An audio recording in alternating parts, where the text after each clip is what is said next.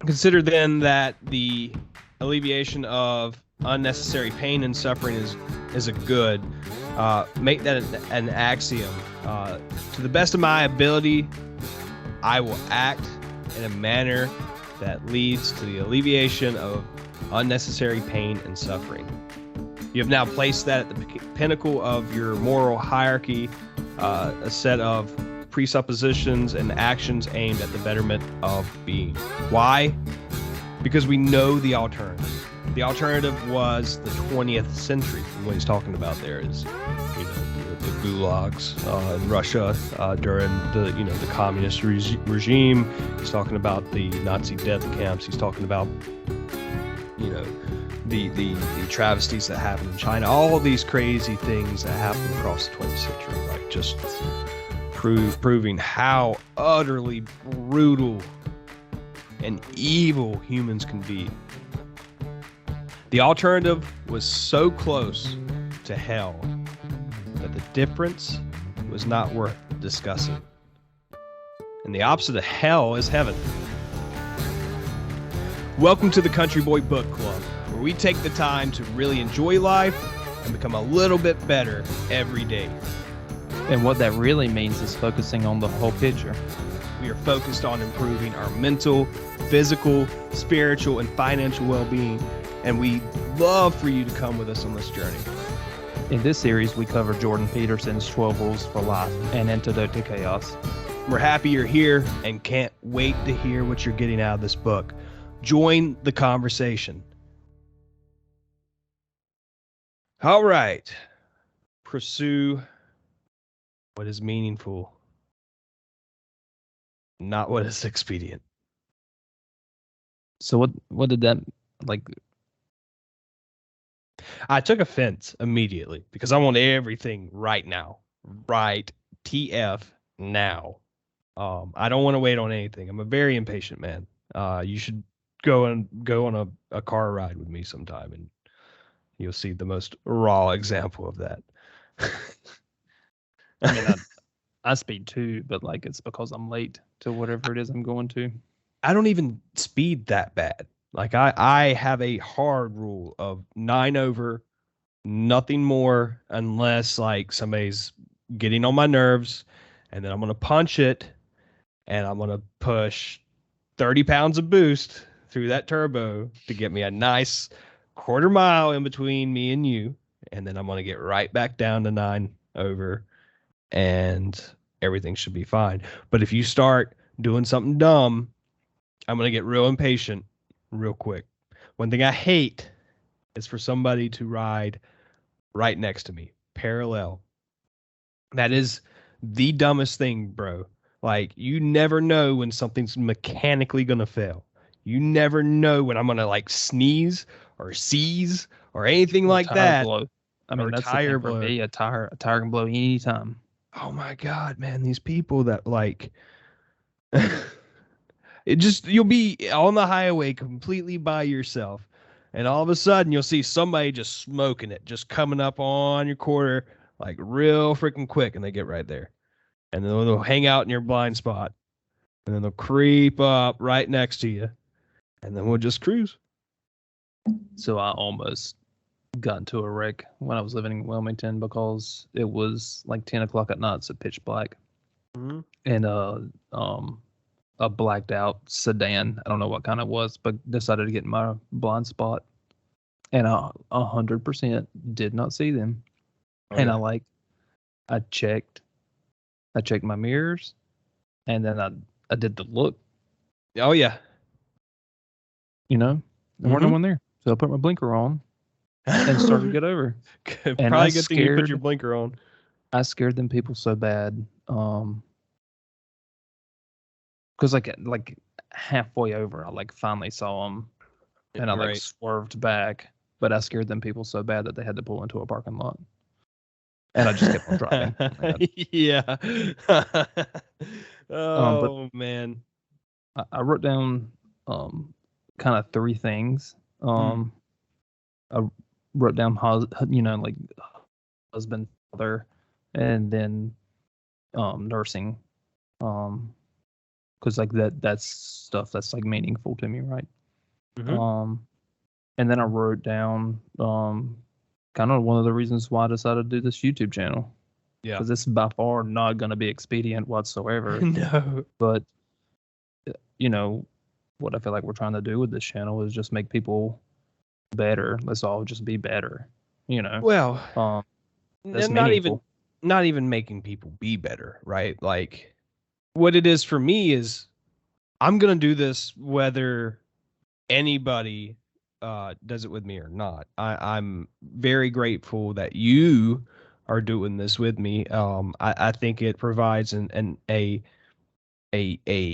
easy way to become accountable to somebody else. You can't hold somebody else accountable, right? They can only hold themselves accountable. But I feel, you are a lifelong friend of mine, and I feel this obligation to show up for you, right? And I'm sure it's reciprocal by all means, because obviously you, as much as you and I talk about what we're learning here offline, is pretty remarkable.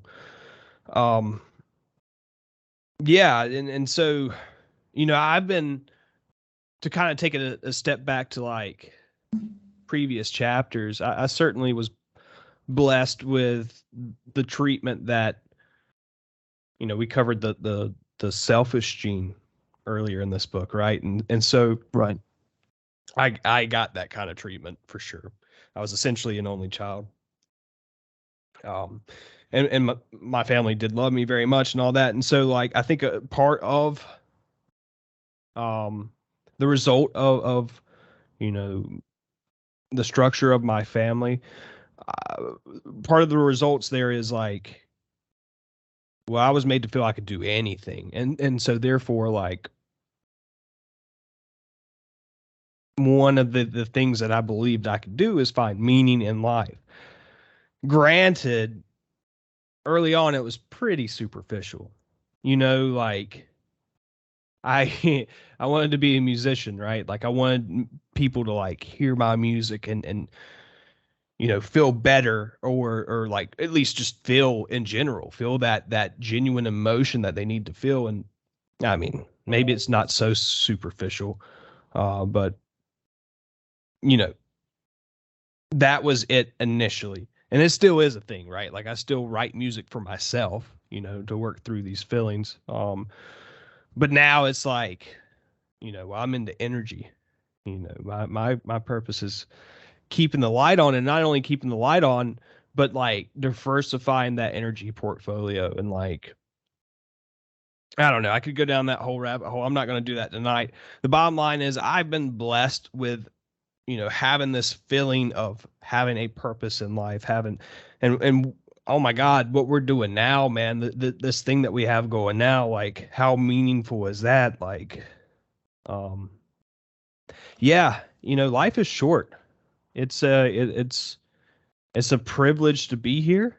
We were the fastest swimmer, and realistically, man, like I want to make the most out of this. And I think with everything that you and I have going on here, and the community that we're building here, um, there is plenty of purpose and meaning to go around, and I am so grateful for that. You know. With that said, this is a heavy freaking chapter. Yeah. Like I guess I say that about every chapter, but It's a heavy book. yeah, yeah. I was thinking about That's that true. today. I was like, that's just it. It's just a heavy book. We picked a good one to start out on, that's for sure. And that's the thing that you all need to remember too, is like it's not always going to be this heavy. I do want to keep the mental side of this thing going quite a bit. I think it's super important and valuable to be introspective, which is certainly something that Peterson inspires. But we're also here to have fun, man.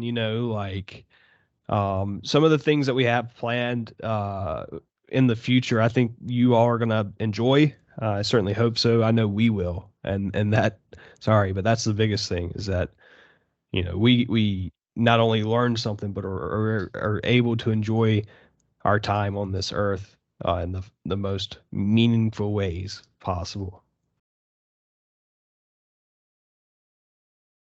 Yep. So where did your notes start at?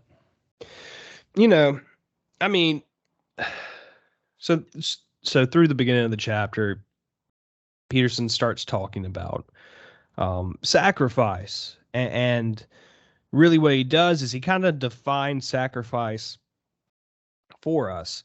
And so, my notes really start on page 164, and really what I would like to start out with this evening is just stitching a few things together from a few different pages, because he really defines what sacrifice really is. So I'm going to start on page 164. When engaging in sacrifice, our forefathers began to act out what would be considered a proposition if it were stated in words. That something better might be attained in the future by giving up something of value in the present. So, page 165. Doing so was indistinguishable from organizing society. The discovery of the casual relationship between our efforts today and the quality of tomorrow motivated the social contract. The organization that enabled today's work to be stored reliably, mostly in the form of promises from others. And then 169, page 169. People watch the successful succeed and the unsuccessful fail for thousands and thousands of years. That's one thing I love that Peterson does, is like he reminds us that, bro, this hasn't been, this isn't an American thing. This isn't, we aren't working off of the knowledge of a couple hundred years. We're talking literally thousands and thousands of years. We've been collecting this knowledge and passing it forth, both consciously and subconsciously. 169. People watched the successful succeed and the unsuccessful fail for thousands and thousands of years. We thought it over and drew the conclusion: the successful among us delay gratification. The successful among us bargain with the future. A great idea begins to emerge, taking ever more clearly articulated form and the ever more clearly articulated stories.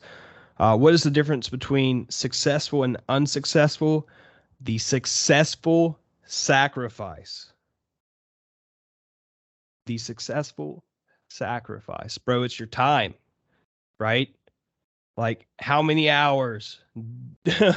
This one book, man. Like, there are 12 rules right here. There are 12 rules. One page. You know how many hours I've spent on this one book with 12 rules in it? And that's just the iceberg, right? Like, I haven't even got anywhere yet. Right. Yeah. I'm gonna go back to 164 really quick. Right. Because he goes over kind of clearly, because I basically had the same things kind of you highlighted, except for the part that you started reading on 165. I think we might have done this before, but you underlined the second half of that paragraph and I underlined the first half. But it's the same thing that you're talking about. I just felt like they said it a little bit differently. In 164, there's a little difference between sacrifice and work. There are also both uniquely human. And he talks about how a beaver is like building a dam. Uh-huh. But that's just a beaver being a beaver. The beaver's not sitting there thinking, I want to be was a beach in Mexico with my girlfriend. Yeah. And then 164, down at the bottom, I'm gonna kind of read. Let me find the key point really quick. He's talking about learning how to behave properly and bargaining, basically working. Working is your sacrifice. Right. Um, Doing that, we begin to inhibit, control, and organize our immediate impulses so that we could stop interfering with other people and our future selves. That's the line that starts what you were talking about. The Yeah. doing so was indistinguishable from organizing. I really like that line. Yeah. Um, Yep. Read yeah, that part again. That part that I left out because I think I shouldn't have. I definitely shouldn't have left that out. I can't believe I did. I'm reading the whole thing. All right. Let's hear it. It's gonna take a minute, but You'll probably read it better than me. nah. The discovery that gratification could be delayed was simultaneously the discovery of time and with it causality, at least the causal force of voluntary human action. Long ago, in the dim mist of time, we began to realize that reality was structured as if it could be bargained with. We learned that behaving properly now, in the present, regulating our impulses, considering the plight of others, could bring rewards in the future in a time and place that did not yet exist. We began to inhibit, control, and organize our immediate impulses so that we could stop interfering with other people and our future selves.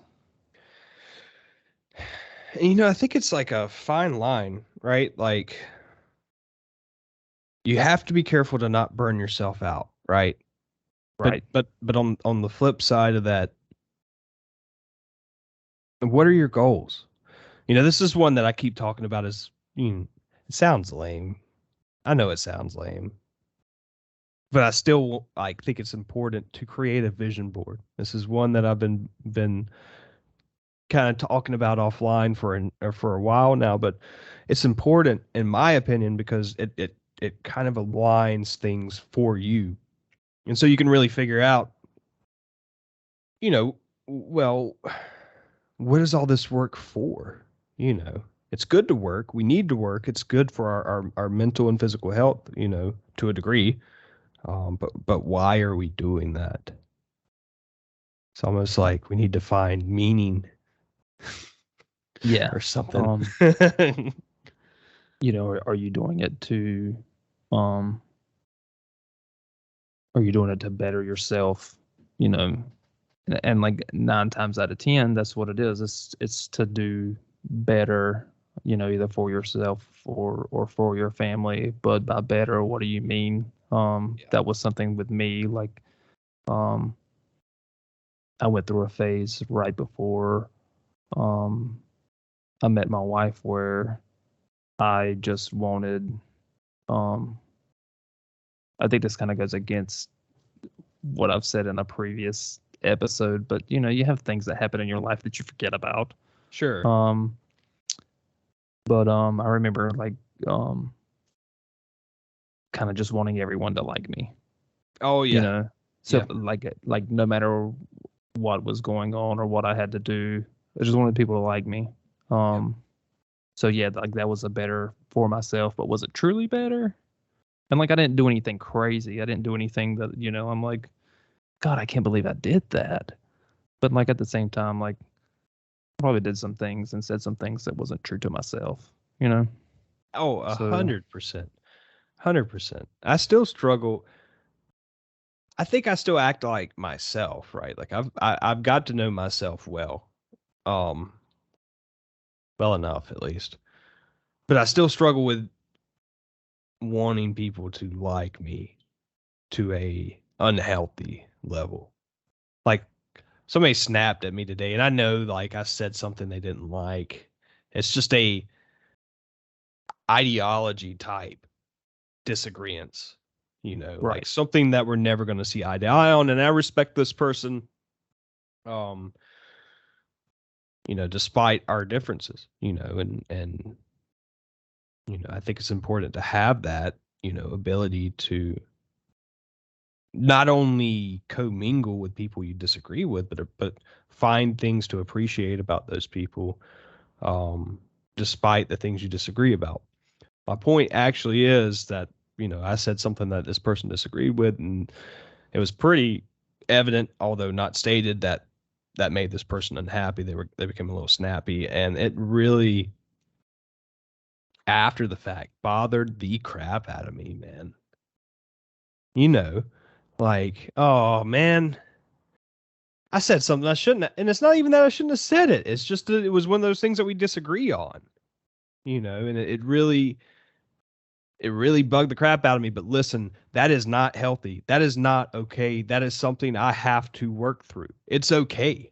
I am standing behind my beliefs, and these are not beliefs that are, just taught to me. These aren't things I've just been told I need to believe. I've worked through this stuff. It is what it is. It's my reality, right? Right. Yeah. I hope the microphone picked that up. I just turned in this chair and it sounded like the gnarliest rip. We shall see. We shall see. It was the I chair. didn't hear it, so yeah. I didn't hear it. Oh man. My next note is from page 170. And you know, maybe this person I was just talking about deals with some of these things that he's talking about in 170. It's that kind of person that always has a problem. The world is always out to get them, or they are being held down by the world, treated unjustly just in life, by life in general. Listen to this. Uh, if you feel that way, definitely listen to this. Sometimes things do not go well. That seems to have much to do with the terrible nature of the world, with its plagues and famines and tyrannical, oh no, tyrannical, and Tyrannies, betrayal. Is it tyrannies, and betrayals. Yeah. okay? So this is a talk to text. See, I knew that didn't flow right. Um, this is the important part, anyways. Okay. Just disregard my stumble. You've been here, like you're in the middle of a series. So if you're starting out on this one, that is perplexing. Just so you know, I cannot read. It is the biggest irony of it all that a member of a book club also can't read, but it is what it is. Listen to this. Here's the rub. Sometimes when things are not going well, it's not the world that's the cause. The cause is instead that which is currently most valued subjectively and personally. Why? Because the world is revealed to an indeterminate degree through the template of your values. If the world you are seeing is not the world you want, therefore, it's time to examine your values. Butchered that well enough. It's not necessarily the world all the time. Sometimes it's you. Examine your values. What are you valuing in life? You know, where are your priorities right now? Yeah. I have the rest of that paragraph underlined. You It's want to time read to. the whole thing so they can Yeah. actually hear how it's supposed Yeah. to be read? Well, no, you did good. No. I'm just gonna pick up where you. I'll All read the right, let's hear it. sentence Let's hear before. it. Yeah. If the world you are seeing is not the world you want, therefore it's time to examine your values. It's time to rid yourself of your current presuppositions. It's time to let go.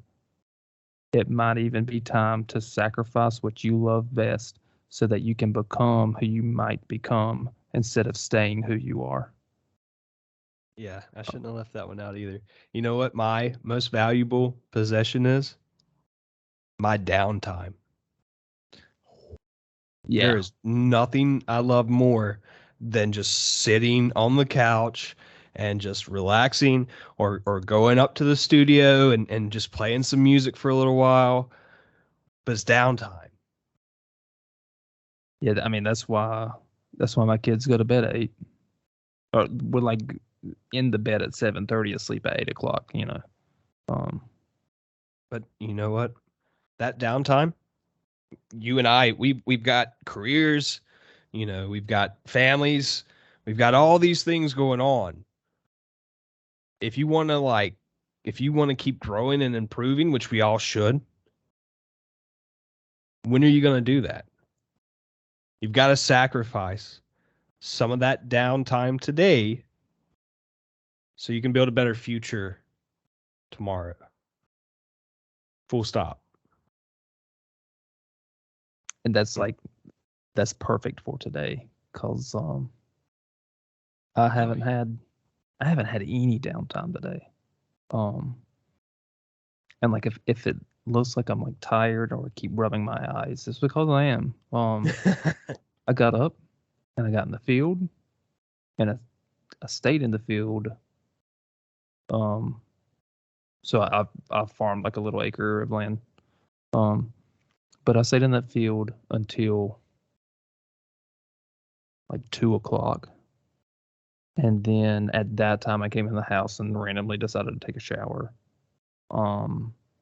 Got out, played with the kids for about 30 minutes, and then went outside and picked beans, picked peas. And I mean, like, hold on, because they're right here. I might as well show if I can get to them, but I'm not gonna grab them. Oh, eat.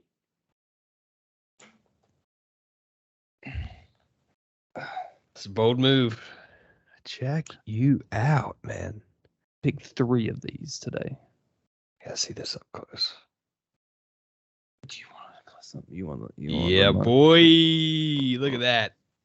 But I picked 3 of those, and then my dad came over and we ate, and like by like 8, I mean I ate in 3 minutes and then went right back outside, and I was like, all right, Dad,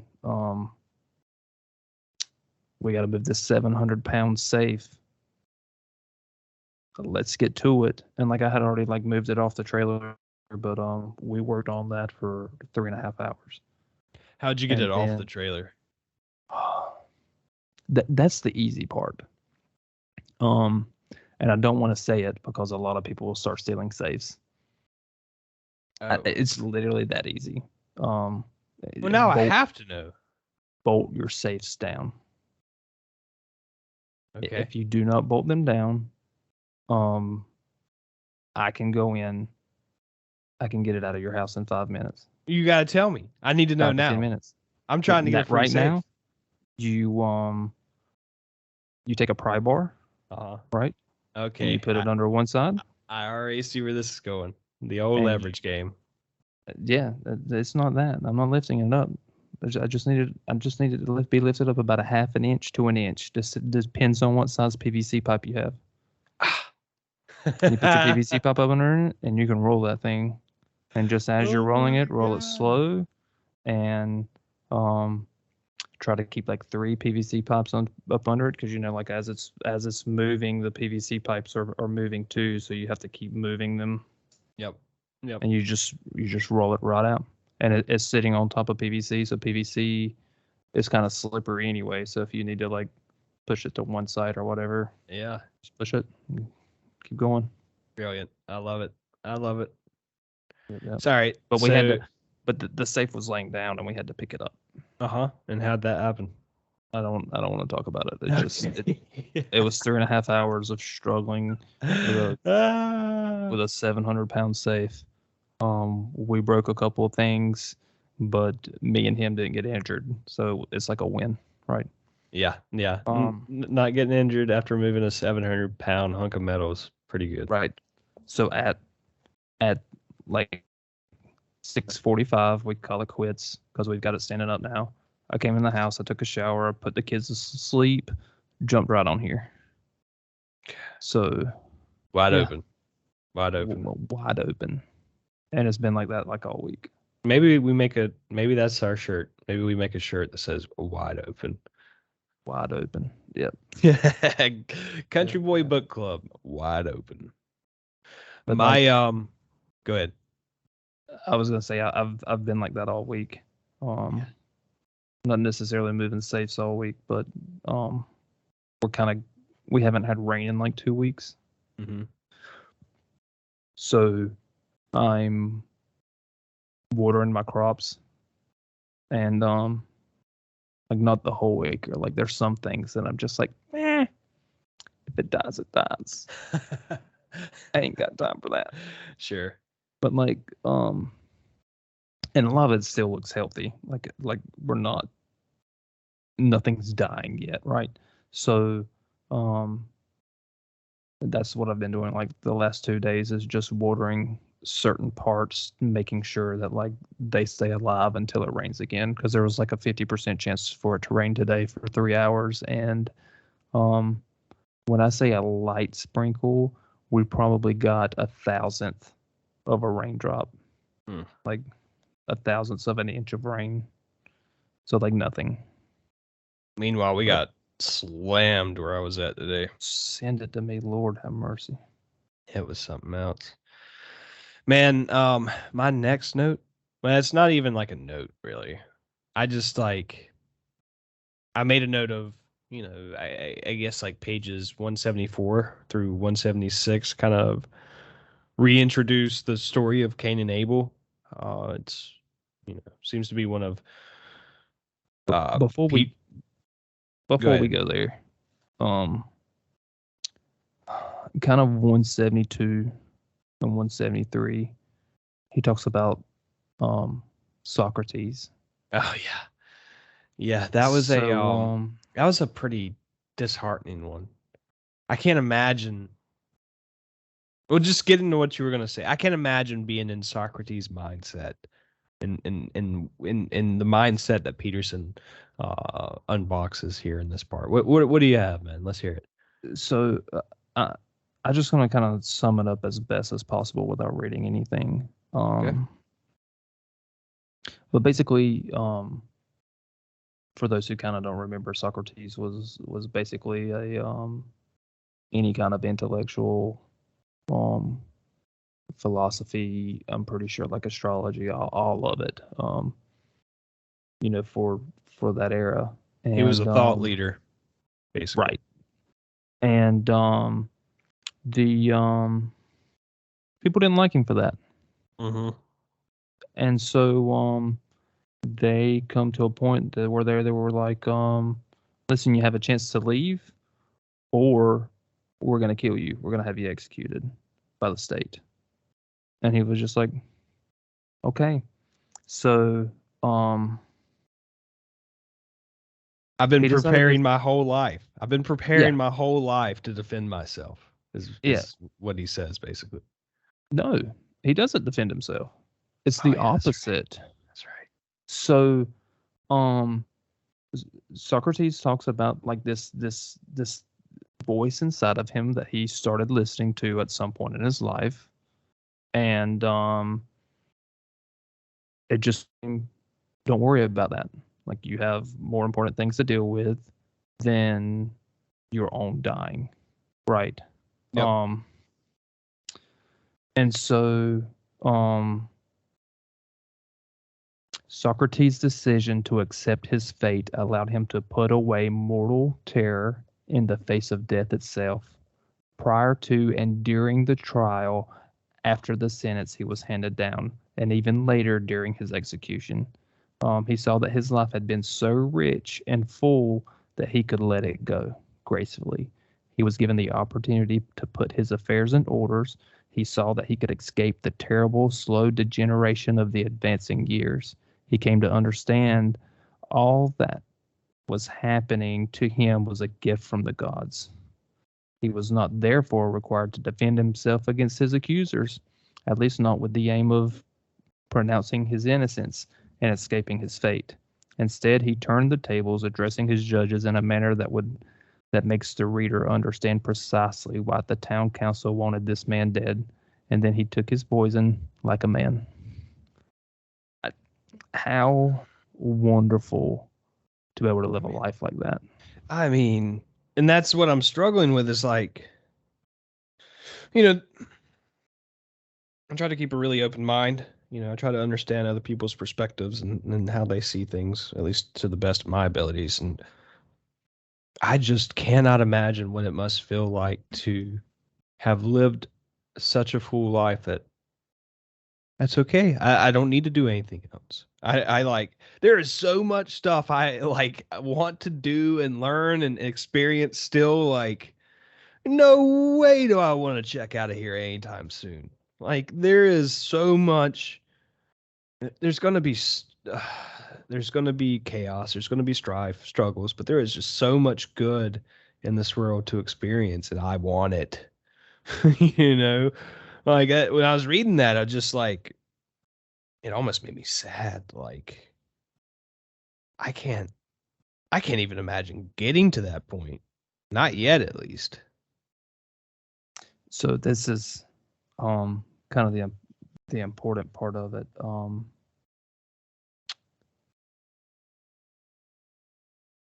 Peterson kind of sums it all up. What can we learn from this? What can we learn from Socrates?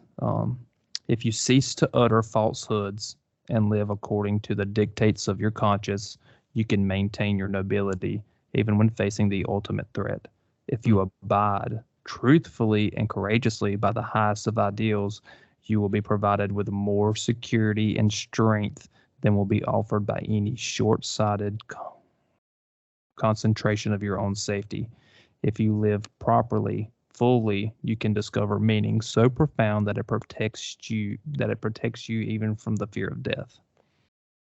Yeah. So like that's the goal, right? Yeah. Like no, I don't want to check out of here at any point in time whatsoever. But at the same time, the thing that I read the first time, I mean, I'm a nurse. I see what happens when you get old, and like quality of life is 100% something that you should always look at, Yep. for a person, Yep. And that's kind of was his escape out of that slow, disintegration into just being an old man. Yeah, I want to. You just said something though that I kind of want to remind everybody here about. We just as much as we are, focused on, working through some things mentally right now with this super cerebral book. Like the physical part is just as important. And you've heard, we've talked about going to the gym and all that, but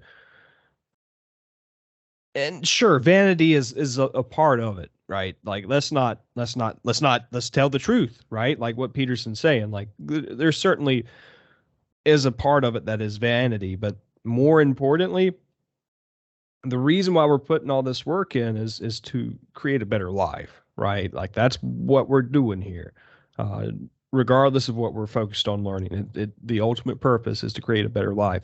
What is the point if you can't enjoy it in the long run? And that's the big thing, you know, doing everything, and not everybody's gonna, it's not going to work out for everybody, but we all have to try. We all should try to be at our best physical shape. And I am far from it, but I'm working on it. And I won't, I hope you all are as well. And I hope that we can, communicate on how it's going. Maybe you've got a trick that you can tell us that would help us. I'll tell you, man, I hurt myself last Friday. Listen, I'm not joking when I say don't go hard, especially like if you're around my age, if you're in your 20s, go hard. You're good. You'll be fine for a while. For the most part, don't go crazy, but once you hit 30s, you don't have to lift all the heavy weight. And Friday, man, I made a mistake. I got a little overzealous because like sure, I'm strong enough, right? Like can I move the big weights? Sure. Should I? No. Yeah, I don't know, man. When I was like 18, I went in the gym one day and like God, I think it might have been hundreds. Two 100-pound dumbbells that like cold. I just went over to the rack, picked up. Mind you, I weighed like 280 at that point, right? So picking up 200 pounds wasn't out of the question. I picked up two 100 pounds, I'm pretty sure, laid down on the bench and went to do, I don't know, I think it's called a butterfly, whatever it is, the barrel grab, whatever you call it. I went to do The one of fly those. press or whatever it is to work your chest. Yes, right. And so I went down, bro, and it kept going down. and pop, both my shoulders, bro. And I haven't been right since. Never went to the doctor, never got them dumb. I'm still dumb, but I was a very dumb 18, 19-year-old, whenever that was. It had to be like, actually, it had to be like 17 or 18, because I'm pretty sure I was still in high school when that happened. Was that Point of when the story is, go was ahead. that when me and you were working out together? Yeah, yeah, Yeah. the Nautilus, the Mm-hmm. freaking Nautilus. Um, yeah, so hurt myself. Never been right since. Been right enough. But Friday, I didn't listen to my own advice, and I went a little too heavy, and I haven't. I worked out. I worked out Saturday just to make sure I could that I hadn't done any significant damage. Um, but I haven't been in the gym this week, and tomorrow that will change early in the morning. And folks, listen, like I'm serious. I want you to take care of your health. You know, we're in this together, and it's pointless if we aren't all committed, right? So commit with us. Start taking care of yourself, not only mentally but physically. I'll step off my soapbox. Let's get back into this freaking Well, book. let's. I just want to say this really quick. Okay. Because physical help is physical health is really important because you Right. never know what life is going to throw at you. Right. Um, we're coming out of a pandemic. I'm a nurse. I worked on a COVID unit. 100%. I won't say 100%, but we had a pretty good idea of who was going to make it and who wasn't. When they get admitted to the COVID unit. Um, and with that aside, um, if a person was admitted and they had obesity and one other comorbidity, we were like, yeah, there's a good chance this person's not gonna make it. Um, and I know that's harsh, but I'm not pointing fingers at anyone. That's just the truth. Um, from my experience at my little hospital that I work at, 100%, and we saw it time and time again. Yeah, Yeah, and that your lungs having to work like that because you're like, oh well, I'm never gonna have a heart attack or whatever. Well, I mean, everyone had COVID, right? For the most part. Um, I you dodged know, it, bro. I never got it, by the way, but um, allegedly. Who right, knows? But right. allegedly, I never got it. Um, but I had it twice. So anyway, but yeah, having an extra 100 pounds on your chest that your lungs have to work with daily, and then all of a sudden you put more stress on it. I mean, Yeah. No, my I don't know. wife was pretty concerned about me, because I am still overweight. This whole thing that we've been doing together has certainly helped. Maybe not in pounds per se, but just in inches, uh, and just generally speaking in health. And but that's like, bro, if I would have had COVID, I might have been in trouble with as many like respiratory problems I've had across my life in general, and being, 260 pounds of not pure muscle. It might not have gone so well. I think you would have been okay. I don't want to talk too much into this, but if the main thing that killed people with COVID, that we saw is the pneumonia that it causes. Um, there Which is there it god there's awful. nothing. Yeah, it's awful, but there is nothing that a healthcare provider can really do for pneumonia. I mean, we can give you oxygen, but there's only so much oxygen we can give you. Hmm. If you don't do the things yourself, getting out of bed, sitting up, using your incentive spirometer, that's the thing that you see people stuck on and the thing goes up. But like literally, if those people who didn't do that, that they just kept going down. Like you have to put in the work, and that's going to the gym. That's putting in the work. Have you ever had pneumonia? I had COVID twice, so I'm pretty sure I did, but I've never been diagnosed with it. I'm a nurse, so I avoid the hospitals like the plague. And there's a lot of irony in that statement. I had pneumonia when I was 19 or 20 years old. That is quite possibly the closest I've ever felt to death. And I still smoked, bro. I smoked with pneumonia. Um, yeah, that's how dumb I was back then. But oh my god, and I'm pretty sure my family was highly concerned about whether or not I was going to stick around. It was pretty abysmal. I want to talk. I want to talk crap about people based on the words in 174 to 176. Can I talk crap yet? Yeah. Okay. Listen, guys. If you are the type of person that just claims that you have worked as hard as you possibly can, you're the hardest worker, and you just don't understand why things aren't going well for you, you know, I really want you to take the time to kind of reflect on how hard you really have been working or trying. And that's not to say like people aren't dealt really bad hands in life. We know they are, but you need to be examining for yourself. You need to be introspective on this because it's quite possibly you have a whole nother gear there that you aren't even aware of, and you're blinded by your own self-pity. Basically, you're Cain is what I'm getting at. Um, one of Dr. Peterson's apparently favorite stories based on, how far we've got through the book so far is Cain and Abel, right? Um, Peterson focused a lot on Adam and Eve, and rightfully so. And he's focused a lot on Cain and Abel, rightfully so. Cain, if you hadn't figured it out by now, Cain's sacrifices were rejected by God. And so to kind of paraphrase pages 174 through 176, Peterson, gives us a summary of what that story is, and basically Cain thinks he's like, he's getting screwed, basically, right? Like he thinks he's done everything he can to provide the proper sacrifice to God, and God is like maliciously rejecting his sacrifices. And God's like, bro, no. That's what God said.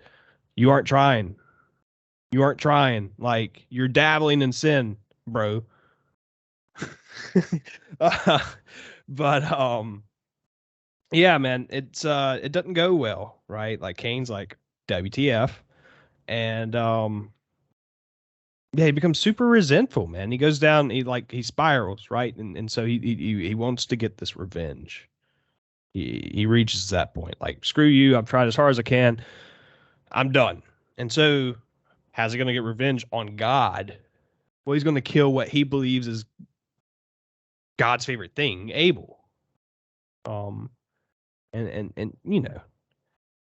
basically what that is to me is like that's the self destruction that you see in certain people around you. You know the type. Like I've just been I've been unjustly treated by life, and so now I'm going to do these drugs, and I'm going to create a problem at my job in which I either quit or get fired, and I'm just going to continue to spiral out of control. Maybe I'll become an alcoholic and drink myself nearly to death, if not to death, but preferably nearly to death. That way I can become a utter burden on my family or whatever loved ones I have left. That's Cain in modern day. And maybe I don't know. There are varying degrees of that, but like I don't know. Did you get anything out of that, man? Did you have anything from the Cain and Abel section? I want to Yeah. go right into the Jesus story, but I keep like flying past you. So like, No, you're fine. what do you have Um, out of that? what because I mean, there's a lot there to the Right. Cain and Abel story. Right. You see, I just tried to paraphrase it in the worst way possible because there's just so much to unpack there. Right. So, for me, because I mean, it's easy to identify the people that are just flat out negative for Yep. whatever reason, and normally it's because they feel like the world owes them something, right? Yeah, that's a fair Whether they deserve it analysis. or not. Yep. Um, but then there's also like the I'm just gonna call it like the lesser Canes of the world, where just like I have I have a decent example. So there's in um in jobs you have your obvious workers, and then the steps keep going up from there, right?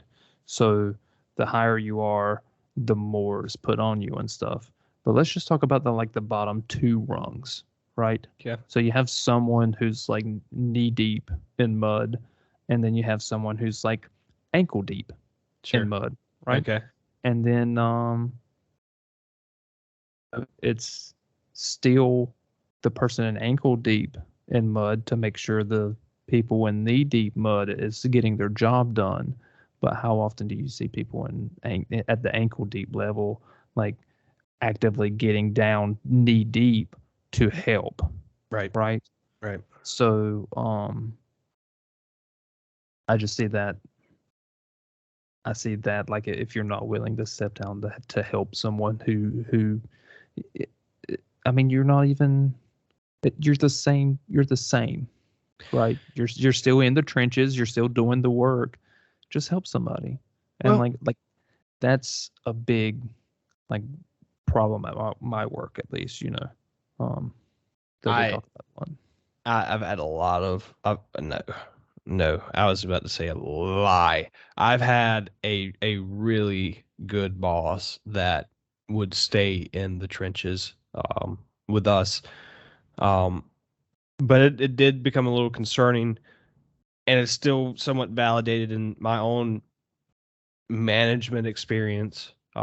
Which is like, and maybe I am being a little bit of Cain here myself, but in my experience, I've had so much on my plate that sure I have got out there and helped as much as I could, but there were times where I couldn't because the big picture was falling apart, you know, and I Right, had and to. that's understandable. I mean, me being a nurse, there are people, you know, I don't want to say like below me or anything, but there's people that There's a hierarchy.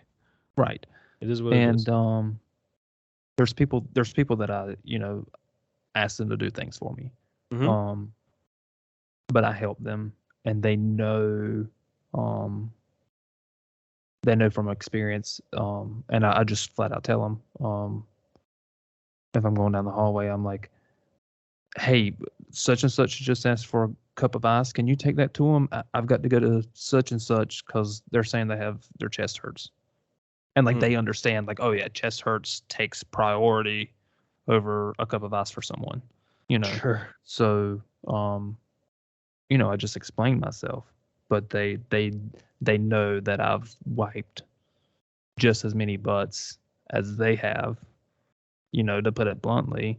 So like they understand, like once you kind of do go through that, because um that's kind of what's going on right now is someone who used to help with the butt wiping, so to Mm-hmm. speak, um that's kind of stopped. Oh. And it's not like I got to go see someone else. It's I'm going to go sit down at a nurse's station. Mm-hmm. So like, Mm-hmm. you are you a little bit Kane? You're asking me? Yeah, I No, I'm just certainly. saying. I'm asking the audience. Are you a little bit Kane? Fair enough. Is That that something that you would change? That you should change? love it. I love it. Love it. Yes. That's right. That's right. Yeah, and you know, I wonder how many times I'm going to say the word introspective along this podcast, but like that's an important one, man. Like you gotta take a step back. I realize I still have a little bit of Cain, right? I'm certainly no Abel at this point. Yeah. I I want to let's take this story of Cain and Abel, right? And like, well, all right, let me start over. What I found fascinating about what Dr. Peterson does here with the story of Cain and Abel is tying it to the story of Jesus spending 40 days in the wilderness. I didn't for a second connect those two stories.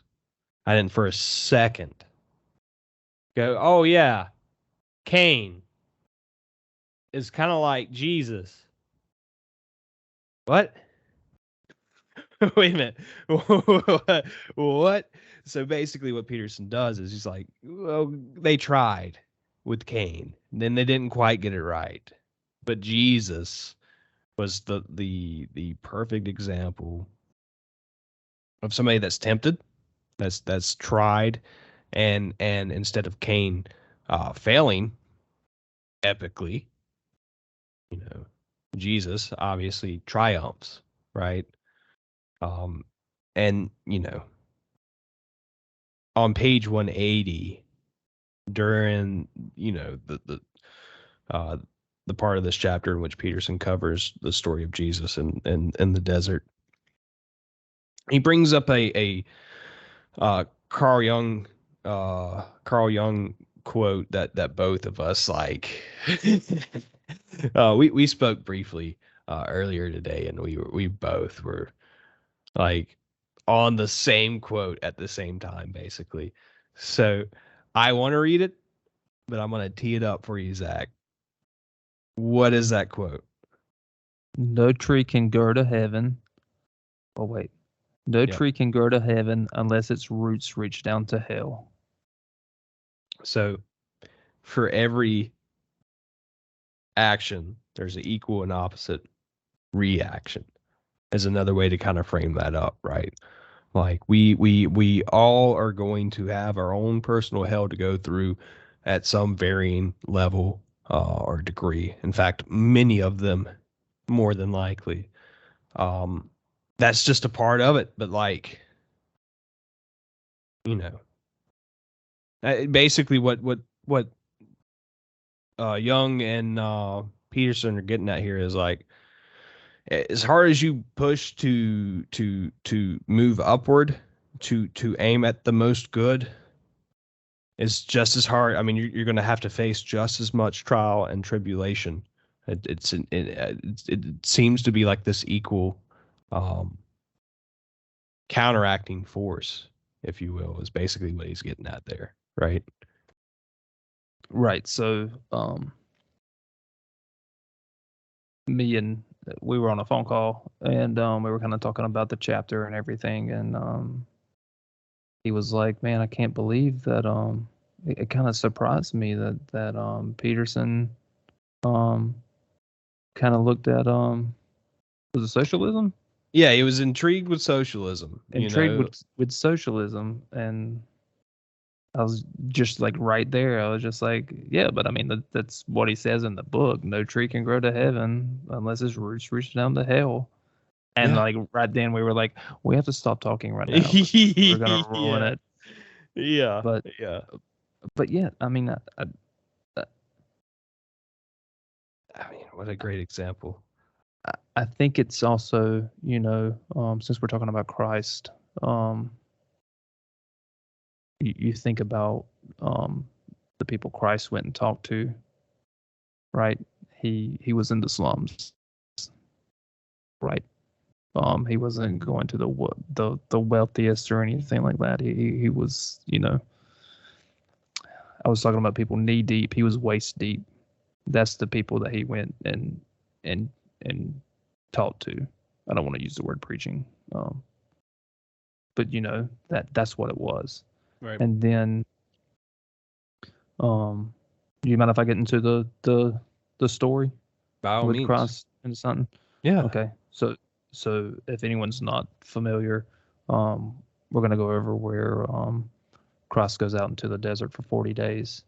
And at that 40-day mark is when Satan comes to him and tempts him 3 different times, right? Right. I'm gonna have to actually find it. What's the first temptation? Oh, it's turning a rock into bread, basically. So Jesus is in the wilderness starving. You know, he is in a desert without food or water. So you can imagine, you might be able to imagine maybe how just agonizing that truly can become. Um, you die, roughly speaking, what, 3 days without water, and you're gonna spend, Zach, of course you know what the real number is, and I probably just said a bull crap number, but basically 40 days, bro, you're not gonna make it 40 days without water. I know that for a fact. You Right. aren't gonna make So it 40 days without food. Some people aren't. I I don't want to get into this, Mm, um, but there's those people who have 2 different thoughts on the Bible, and it's either you believe it word for word, mm-hmm. or you believe that it's more of a metaphor and a guide, Sure, right? sure. Um, I feel like I feel like Jordan Peterson has definitely um, kind of with this chapter, some of the things he said has said that it is more of like a metaphor. Um, so do I believe a man went out for 40 days and nights? Now he is the son of God. So yes, I believe it's possible. But at the same time, he was probably eating grasshoppers and locusts and stuff like that. So, Fair enough. yep. But I mean, you know, regardless of whether you are a fundamentalist or not, these stories do serve as good metaphors, whether they are 100% factual or not. They still, if you change the names, if you believe it's 100% factual, it then becomes perfect metaphors for the things that we have to deal with in life. So perhaps just look at it in that way, if that offended you, you snowflake. Yeah. So, um, um, Jesus kind of looks at him and says, one does not live by bread alone, but by every word that proceeds from the mouth of God. And kind of saying that I'm just going to read Peterson's word on it. Do it. It means that even under conditions of extreme privation, there are more important things than food. Yep. And I put it another way, bread is of little use to the man who has betrayed his soul, even if he is currently starving. Yep. Yep. Yeah, it's interesting, man. He says something along the lines of, well, obviously this one hit home for me. Global warming doesn't matter if you're starving.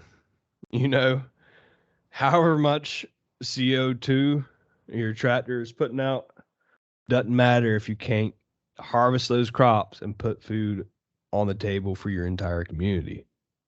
And I'm not, don't misunderstand that. Like, it's a serious subject, whether you believe it or not.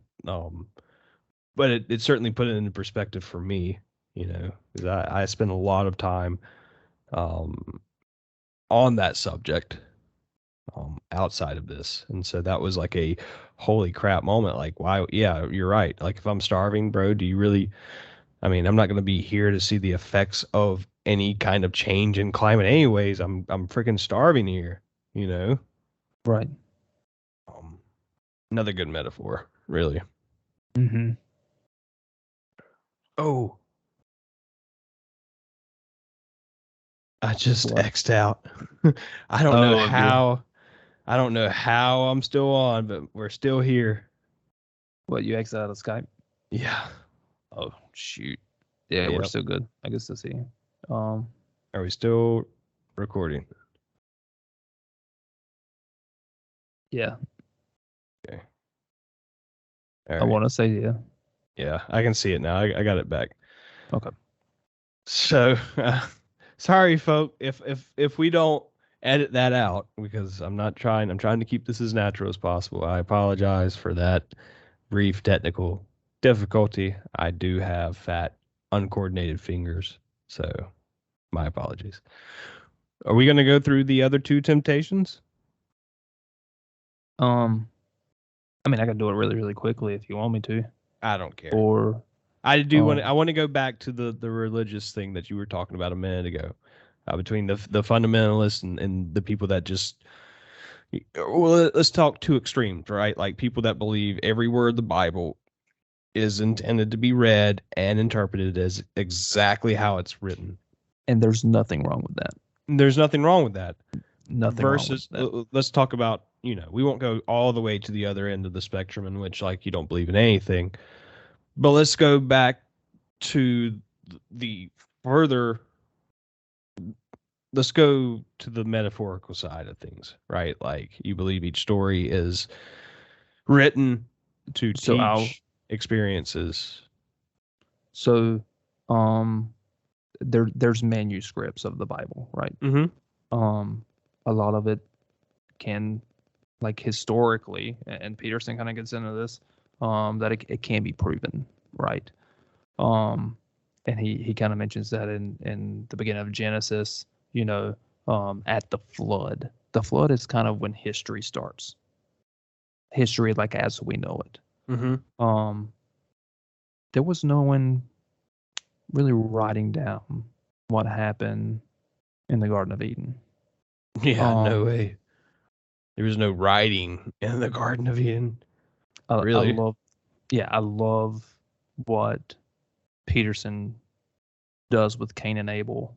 Mm-hmm. Um, but because I grew up under a fire and brimstone preacher, right? You Sure. you know, um, so but before I started reading this book, someone kind of explained to me, but just said, hey, the next time you read the story of Cain and Abel, instead of thinking of it as two brothers, think of it as two different peoples, two different Hmm. groups of people. Cain is a race and Abel is a race. Yeah. It's a metaphor, right? And so you look at these stories in different ways and you get a new meaning out of it. But it's not a um there's nothing negative there. You're just getting another piece of information from God. Is the way Mm-hmm. I look at it. Um, and then there's the whole thing to where at the creation story, on the seventh day God rested. Well, he's all powerful. He doesn't need to rest. Right. Right. Yeah. But That's more of like one of and that's a prime example of a guideline, right? Like what we've talked about. You've got to take time to enjoy life, right? And what that really means is taking the time to rest and recharge, right? right, That's really what that seventh day rest is about, in my ignorant opinion. And the reason why I wanted to circle back to this is like, I can't. I'm gonna butcher their names, but Nietzsche and who's the other guy that starts with a D? Dostoevsky, Thank you. is that how you say it? I I just think it's. whenever I'm reading the book, I just call them D and N because I cannot say their Yeah, names. yeah. It's difficult, but basically, these philosophers like and these two men that have done quite a bit of good for society today have been influential across many generations. We're both, to an extent, critics of religion, namely Christianity. Um, and I think it's I certainly think it's something to a subject to talk about and really kind of digest. You know, I've ran the full. I shouldn't say the full. I've covered a pretty broad spectrum of, you know, spirituality, religion, uh, and because of that, I've been able to see the different viewpoints, or at least some of the viewpoints, from atheist, agnostic to, you know, the fully indoctrinated Christian camp, you know, type person. And so basically what they end up getting at the very least, Dostoevsky, whatever his name is, old D, big D. What basically what he's a Christian, right? Like, and at the end of the day, despite his Christianity, he says, like, he, to paraphrase, like, yeah, sure, it's flawed, right? Like, there are holes in this thing, but and this is the big one. It's on page 192. I'm going to read a direct quote. It's about, you know, the necessity for spirituality, for religion. Page 192. We cannot invent our own values because we cannot merely impose what we believe on our souls. We rebel against our own totalitarianism as much as that of others. I cannot merely order myself to action, and neither can you. I will stop procrastinating, I say, but I don't. I'll eat properly, I say, but I don't. I will end my drunken behavior, I say, but I don't. I cannot merely make myself over in the image constructed by my own intellect, particularly if that intellect is possessed by an ideology. I have a nature, and so do you, and so do we all. We must discover that nature and contend with it before making peace with ourselves. What is it that we most truly are? What is it that we could most truly become, knowing who we most truly are? We must get to the very bottom of things before such questions can truly can can be truly answered. I got to the last couple words and I still stumbled. But I'm consistent. That's a big one, man. You know, and of course, like, I'm highlighting my own favorite things, right? Like, I want you all to, you know, take the time to get to know yourselves. You know, there's a Right, lot to unpack. and I think because like this was one of the ones I have it starred, underlined, bulleted, um, and like trying to exactly get what Peterson was getting at with this because it's kind of clear. Um, but I mean earlier in this same book, um, I think chapter 2 or 3, I don't remember, but he talks about ways to improve yourself. Right. Right. And then right here, he's saying we rebel against our own totalitarianism Yep. as much of that as others. I cannot merely order myself to action, and neither can you. It's like the opposite of what he was saying earlier. But Right. he's just, you know, it's just that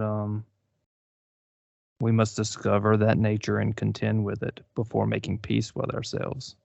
What is it that we most truly are? You know, it's just going back to the earlier chapter. You're not going to change the biggest part of you today. It starts with the small things. Absolutely. Um, and I feel like that's kind of one of the things because is what he says. I will stop procrastinating. That's a beast in and of itself. You, Yeah, we talked about this earlier today. um, I will eat properly. That baby steps, right? Baby Yeah. steps.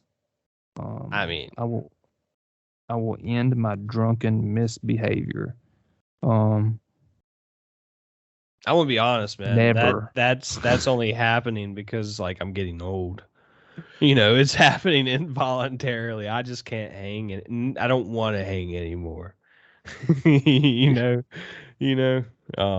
No, in all seriousness, I have not quit drinking, but I've seriously slowed down, and I'm liking it. You know, I'm grateful for the clarity. I'm grateful for not feeling bad for days after becoming gluttonous with alcohol. Like it's not been so bad, bro. I can still have a drink with you. You Well, I know, if mean, you good. because I was getting to where I was coming home and like just having a nightcap, right? Like just pour, I'm gonna say a shot, but like 2 shots, Sure. right, Yep. Yep. in a cup and just sipping on it before I go to bed. And I've not even done that in like the last month, just because um I like more of the I don't mix anything, and I like more of like the scotch, the whiskey, the bourbons. And like even that little bit, I mean, I'd wake up and I'd just feel bad. Hmm. And so it's not even like I'm not even relaxing from it anymore. So I just quit. Right. Um so yeah. Yeah, I'll still have a beer at dinner on the weekends. You know, I don't drink any during the week, and I try like if I do drink, I try to limit it to one. I had 3 beers one night, maybe this past weekend. Um, that's it. That's it. And even that's kind of borderline. I didn't. Right. I kind of regretted the third one. I didn't need it. And I had a buzz on the second one. That was also impressive. you know. Oh man. Listen, I'm gonna take us to 196. You're gonna have to pull us back if you need to. But this drinking thing that we're talking about, a direct quote that I want to talk about from 196. And this is really where we're getting into the meat of this chapter, which is like I've got meaning. We have meaning, and we hope that everybody that's watching this with us finds meaning in life. Because as the most important thing, here's what that not that isn't necessarily, and it's still something I want for you, which is success. And not in the cliche like we're gonna make you successful kind of way, in the way of like we want to keep improving, and we hope to see the same thing in you, and what that translates to for most people is some definition of success. But with that said, that is not synonymous with finding purpose and meaning.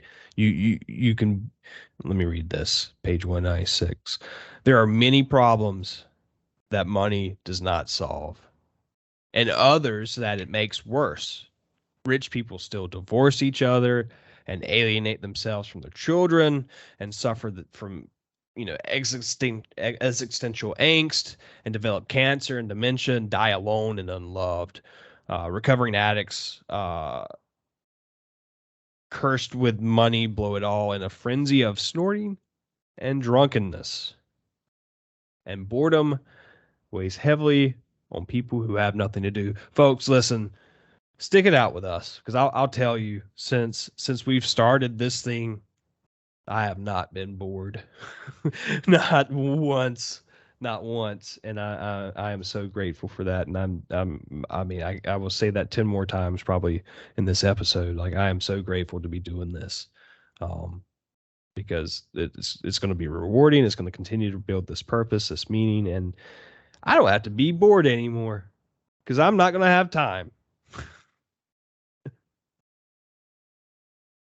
That's what my grandma always well, not my grandma, but my great grandma, would always tell us when she would keep us and we'd go up to her and we'd be like, "Grandma, we're bored." Mm. She'd be like, "I didn't have time to be bored when I was your age because we were in the Great Depression and we were all hungry and we had to go work and we had to bring food home so we could eat." And I'm like, "Okay, that's cool. You're old as crap. Find something for us to do, or You know what? we'll hide your tobacco." Like that was.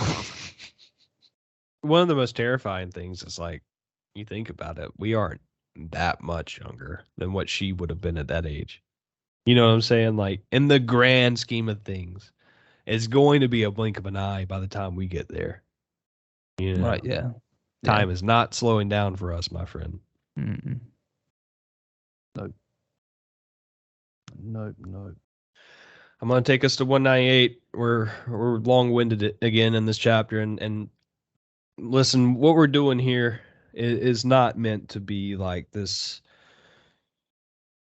you know, total review of every word that Peterson writes in each chapter. It's just impossible. There's so much that you really need to get the book yourself. You really need to read this book yourself, or, you know, purchase the audio book, something. I think reading is important. You know, is in my ignorance, I'm not going to quote any articles or any facts or anything, but in my ignorance, I still understand that reading commits information to different parts of the brain than just listening to somebody tell you something, or seeing something visually. It's important to get all of this, you know, all these different types of input if you really, you know, if you really want to learn and absorb something. Um, so yeah, we're not covering everything, just so you know. No. And I, you know, as far as like trying to commit stuff to memory, remember that this is just a book. Right. When you have the physical copy of it, I have written and underlined and starred. I mean, it's just paper. They print these every day. So whatever it takes to help you commit stuff to memory, so you remember it when you need to, do it. So, you know, jumping to page 198, right? Like, Dr. Peterson makes this statement that, like, you know, I need to absorb to a degree. I think, you know, this is the kind of statement that we can all benefit from. There's certainly certain people that are more extreme that need to listen to this. Page 198. Aim up. Pay attention. Fix what you can fix. Don't be arrogant in your knowledge. Strive for humility, because totalitarianism causes totalitarian pride. Manifests itself in intolerance, oppression, torture, and death. Be aware of your own insufficiency, your own cowardice, malevolence, resentment, and hatred. Consider the murriness of your own spirit before you dare accuse others and before you attempt to repair the fabric of the world. Maybe it's not the world's fault. Maybe it's you. You failed to make the mark. You missed the target. You've fallen short of the glory of God. You've sinned. And of course, I did talk to Tex on my. And all of that is your contribution to the Did. insufficiency and evil of the world. And above all, don't lie. Don't lie about anything That's ever. big. Lying leads to hell. It was the great and the small lies of the Nazi and communist states that produced the deaths of millions of people. That's it. That's it. I mean, so it continues down a little bit further. Consider then that the alleviation of unnecessary pain and suffering is a good. Make that an axiom. To the best of my ability, I will act in a manner that leads to the alleviation of unnecessary pain and suffering. You have now placed that at the pinnacle of your moral hierarchy, a set of presuppositions, and actions aimed at the betterment of being. Why? Because we know the alternative. The alternative was the 20th century. And what he's talking about there is, the gulags in Russia during the communist regime. He's talking about the Nazi death camps. He's talking about, you know, the travesties that happened in China. All these crazy things that happened across the 20th century, like just proving how utterly brutal and evil humans can be. The alternative was so close to hell that the difference was not worth discussing. And the opposite of hell is heaven. God, I love his perspectives, man. Peterson's got it for us, man. Like, I'm so grateful for that man. I'm so grateful for that guy. Yeah, sometimes it's hard to read. My country self has not ever heard probably an eighth of the words that Peterson uses in this book, man. But I mean, yeah, sometimes it's hard to read, but like I feel like this section I have 6 stars beside, and then after that first paragraph you read it, but I'm gonna read it again. Okay. To the best of my ability, I will act in a manner that leads to the alleviation of unnecessary pain and suffering. That Yep. be the core of your being. Absolutely.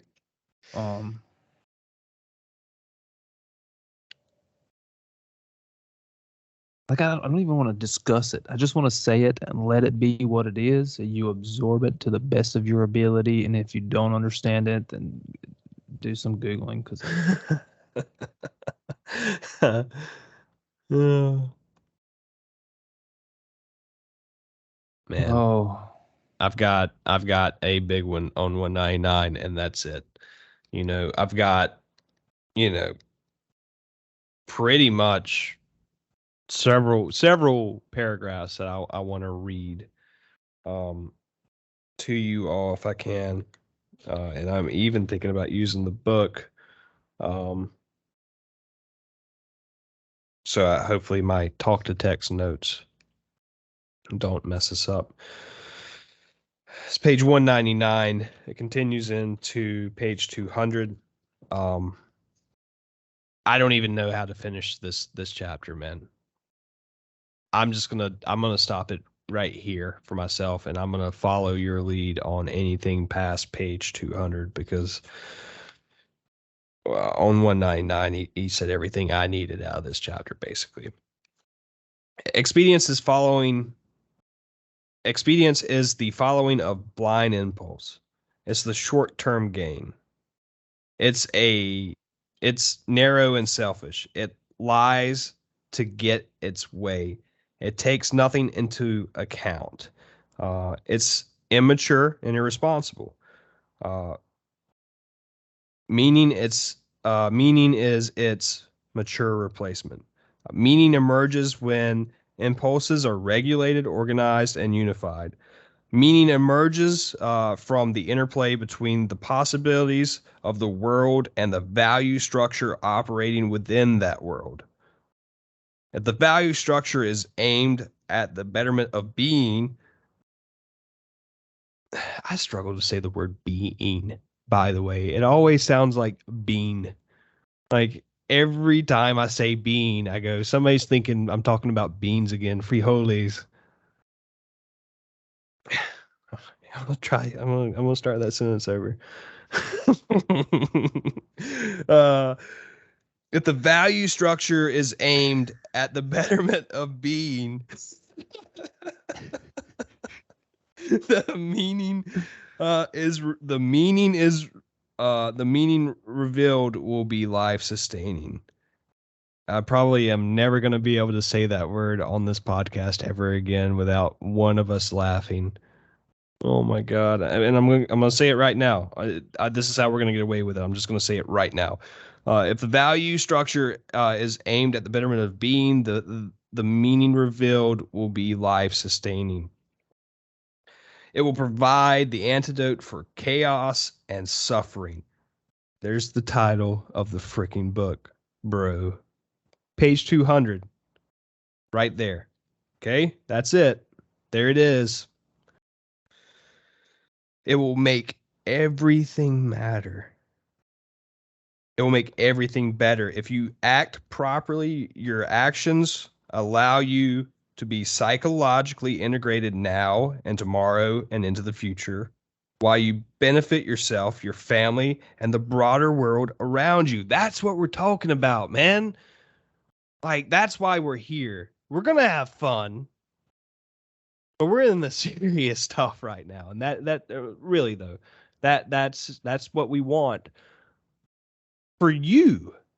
Because if your world's better and my world's better and his world's better and her world's better, like now we're actually making more progress. And that's another thing that he covers in this book. Like the problems we have today are only problems now because we worked through the previous problems. That's a big concept.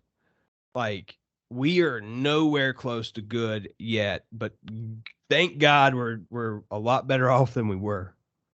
Um, I'm still that's a perfect example of something we didn't even touch in this chapter that came from this chapter, right? You need to read this book to fully benefit from it. But we're glad you're here. I'm gonna keep butchering things for you. All right, where was I? Eh, Uh, yeah.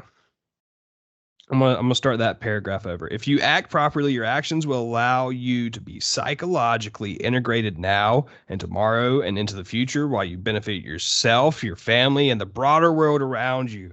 Everything will stack up and align along a single axis. Everything will come together. This produces maximal meaning. The stacking up is a place in space and time whose existence we can detect with our ability to experience more than is simply revealed here and now by our senses, which are obviously limited to their information gathering and representational capacity. Uh, Meaning trumps expedience. Meaning gratifies all impulses now and forever. That's why we can detect it.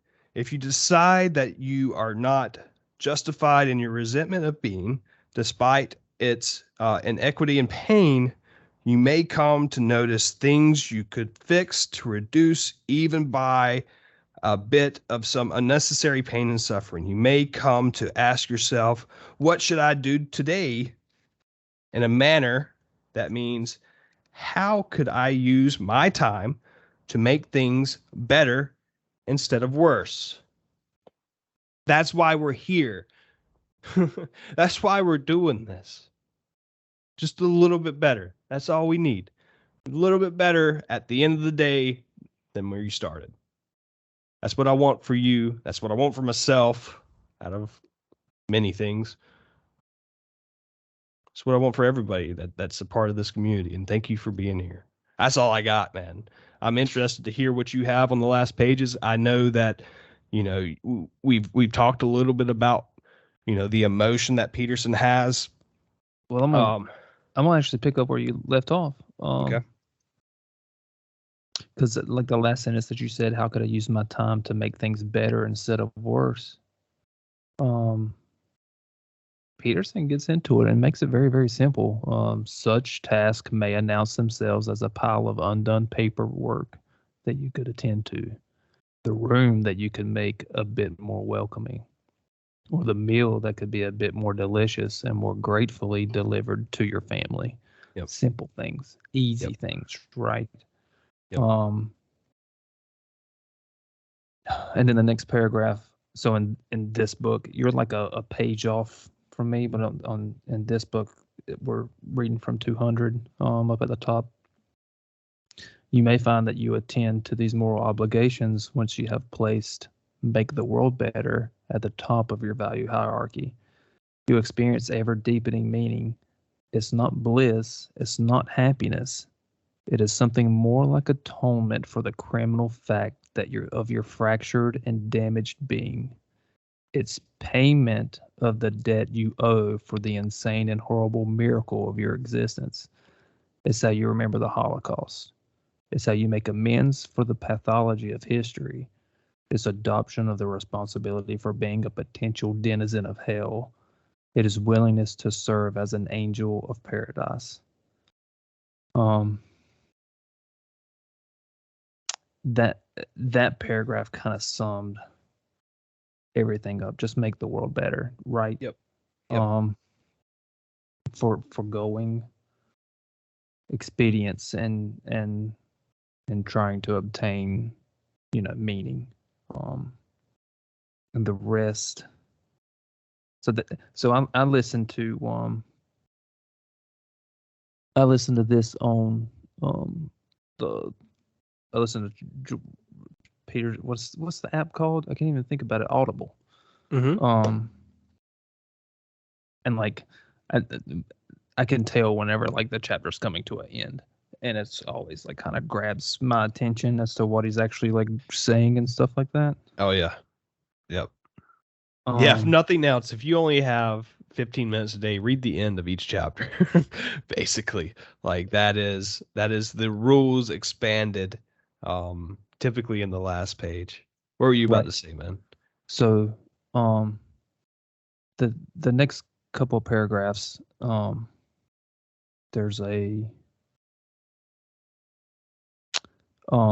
there's he'll have a paragraph about expedience, and then a paragraph about meaning, and then a paragraph about meaning, and I'm just gonna highlight like a couple of the things. Let me see. Mere expedience multiplied by many repetitions produces the character of a demon.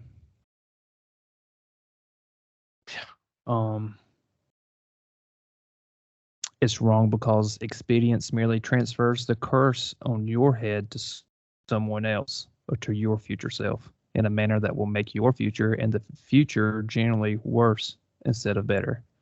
Yep. To have meaning in your life is better than to have what you want, because you may neither know what you want nor what you truly need.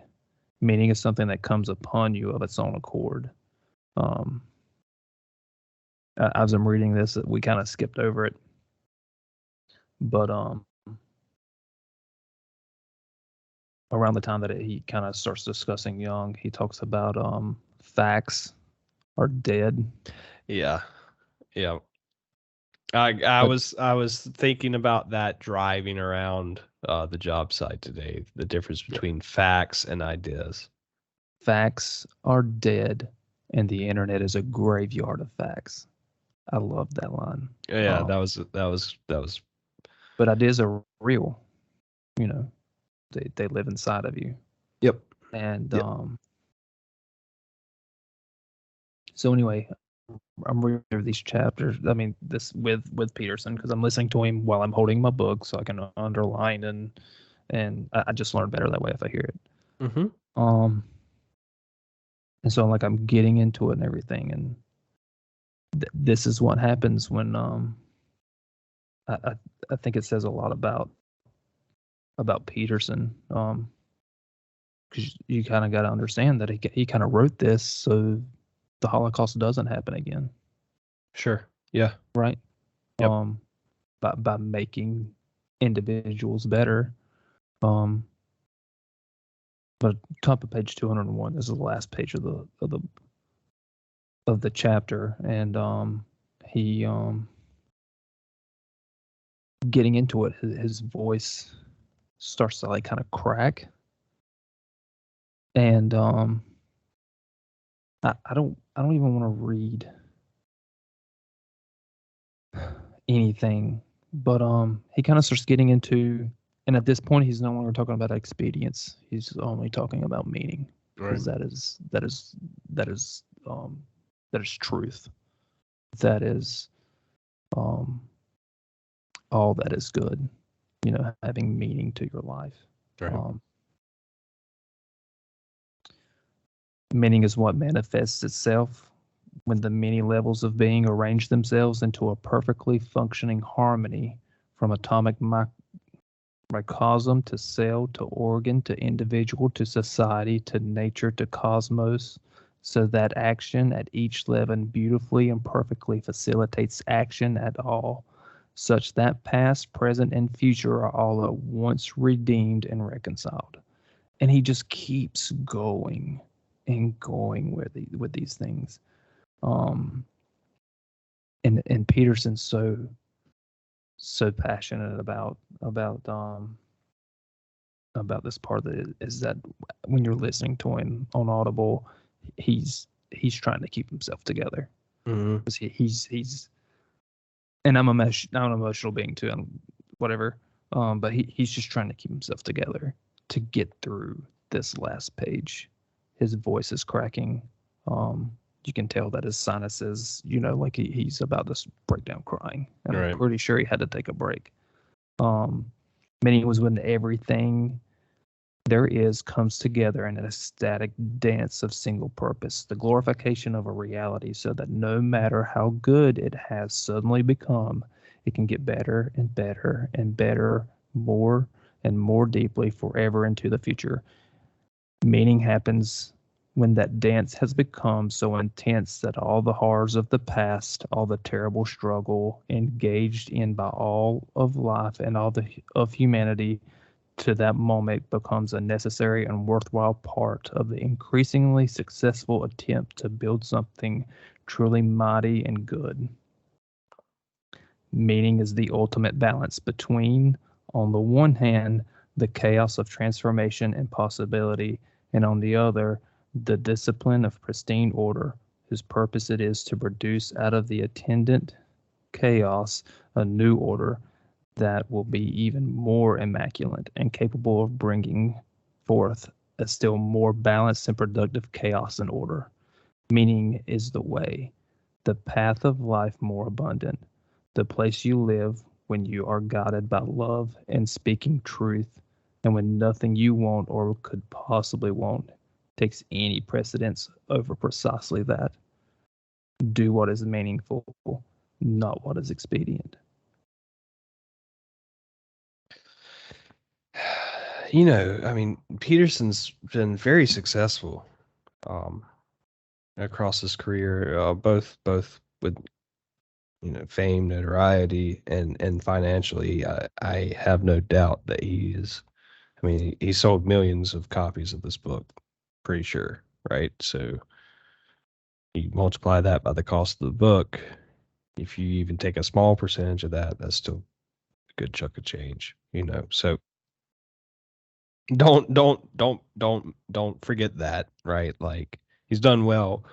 But here's the thing, man. I truly think Peterson has found such a deep meaning in that meaning is rectifying this society. And not to say like he can't be wrong, he's human. And to that point, he's had a very human experience, especially recently. He's been through a lot. But at the end of the day, man, I think he really cares. I think it's pretty evident in his writings and just get on YouTube if you haven't. I don't know what rock you've been under if you haven't seen, Jordan Peterson clips on YouTube. I know my algorithm is uh pretty specific right now, but I have a feeling that he's covered his ground. Either way, check him out, man, because like this dude really seems to care. Like I'm pretty good at reading people, I feel like for the most part, and his heart it seems to be there, man. Genuinely, how impressive! It's something to strive for, right? Like to find that level of meaning in life. I think we may have found it, to be quite honest, with how this is going so far. Like I'm happy with the meaning and purpose this is bringing to my life. And again, I'll say it again. like up to count 21. I'm grateful that you're here, doing this with us. We have ran on, my friend. Yeah, I I feel don't like know. just really quick, because like as I'm thinking about it, I'm like thinking about today and stuff, and like I was busy today and whatever, and I talked about it, but I still feel like I'm good with the big things, right? Like Mhm. doing the right thing with the big stuff, but it's the little things still, right? Oh, Um, yeah. I've got so much to work through. but that's just I think that's what I'm gonna try to focus on for like the next week is the little things Sure. that are going on in my life. Well, I expect to hear back next week how that Washing the went. dishes, folding clothes. God, folding clothes. Shut up. I don't want to talk about it. How Hey, dare you bring that up? hey, you gotta try to help carry the weight. Speaking of I don't even next know. week is tell the truth or at least don't lie. So for those of you that don't know, um, I started reading this book before we picked this up together. I flew through the book really quick, um, and realized that I wanted to share this journey here. Um, and so starting back over, and so we've been taking detailed notes on each and every little thing. Next week, I'm getting into foreign territory. This is next chapter will be the first time I read this chapter, so I'm super excited on that one. It's also a little concerning because the second time through, I was catching so much more that I missed the first time around. So it's going to be interesting. And if you're reading this book with us, please, feel free to bring up some stuff we missed. We want to hear, your perspective on what's going on in this book. We can't cover everything. I mean, we've been at this for a long time tonight, and it is time to go to bed, and we skipped over so much. So what are you getting out of this? Is there something that you disagree with? Can't blame you, probably. Let me know what it was, because we want to have as much dialogue in this community that we have here as we possibly can. All right, that's all I have. I am going to jump straight into that bed, and then tomorrow I'll be jumping straight into rule number 8. So thank you for being here, and be well.